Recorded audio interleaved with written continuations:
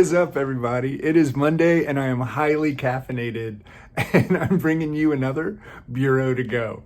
Now, today what I want to do is share how I plan my week. And like a lot of things in my life, I've learned so much from the Bureau that I've brought over into how I do this. Now, this is from conversations I've had with people, articles I've read by people who are in the Bureau, and I also want to hear from you. So like if you're like going, Carl, that's crazy, you should not do that, please let me know, because often I'm doing crazy things, and if people don't tell me, I'll never learn.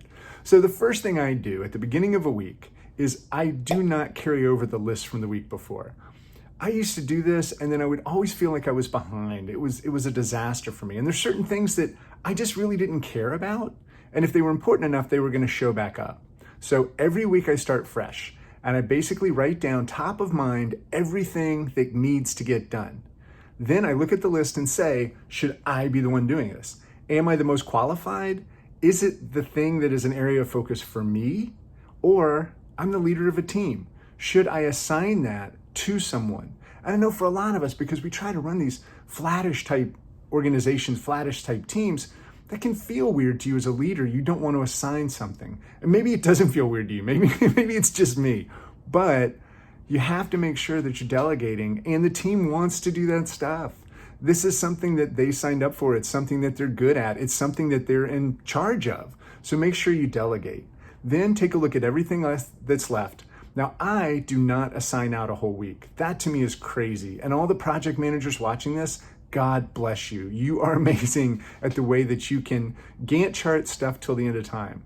For me, I need to look at what's going on that day. So I just grab from the list for the week and pull stuff over based on what I think I can get done and also what mindset I'm in. Am I in a place where this is something I can crush right now? Maybe it's a writing assignment and my brain is just scattered and I can't do it right now. Or maybe it's just replying or reaching out to people about something that they asked me about. Okay, I can totally do that right now. So find that list based on where you are mentally as well, and then, accomplish that. Even if you're kind of crazy like me and your hand keeps coming into the camera. Okay, we'll learn. As I move along, I will learn.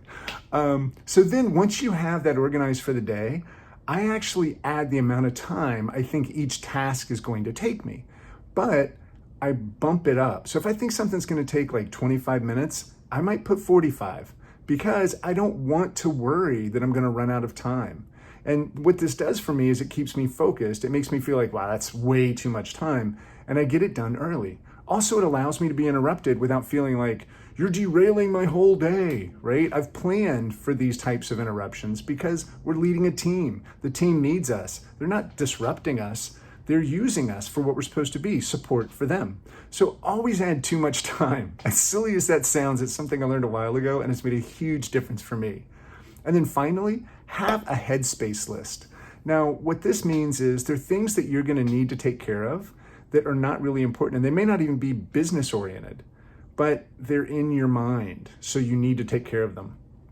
Literally last week, I could not stop thinking about changing the air filter in the air conditioner. Like the whole AC unit's gonna die if I don't take care of this thing.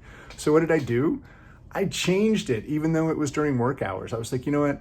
Before I leave to go into the office, I'm just gonna change this. Or maybe it's calling your mom. Call your mom. When's the last time you called your mom? And if you're thinking about that while you're supposed to be doing something else, you're just not gonna do a good job and it's gonna take too long and it's gonna impact everything. So just stop. Stop what you're doing and go ahead and make that phone call or change that air filter or whatever it might be. Get the oil change, right? Whatever might be taking up headspace, take care of it. And then at the end of the week, say bon voyage to whatever did not get done. You know what? It wasn't important enough, or if it's important to somebody else, you can help them do it, right?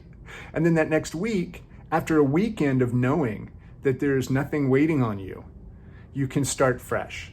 Now, if you think I'm wrong, please tell me. Or if you think this is great, that would be awesome too. And feel free to subscribe to let us know what's going on. Also, I wanted to let you know that we do have Owner Summit coming up. It is February 6th and 7th. If you run a digital shop, if you run an agency, if you run creative services, right, this is for you.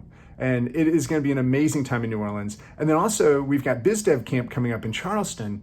We're going to do this amazing food tour. And if you haven't heard of BizDev Camp, This is the place where people who are in charge of developing business for their company, if you didn't know what BizDev was, I thought I'd share that with you.